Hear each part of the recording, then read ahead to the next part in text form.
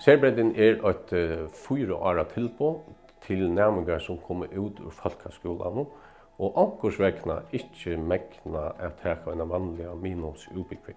Det som nærmengarna gjerne 18 av 4 åra serbredden skulle ha finnet vissar nekker førlagar og nekker egenlagar til å klara seg ut i det sosiale livet og har ment en sjálvstøv livsførsel og kunne teka lot i det virkesføra livet.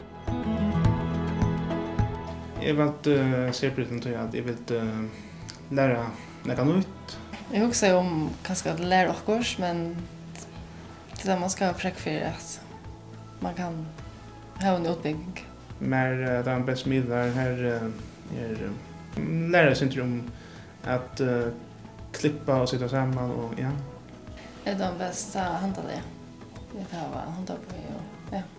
Så de var det. Vi gjorde faktiskt en film för till en föräldrafond faktiskt. Det kan jag starkt väl. Vi då säger man och på nu är bonde en trötcho. Ja.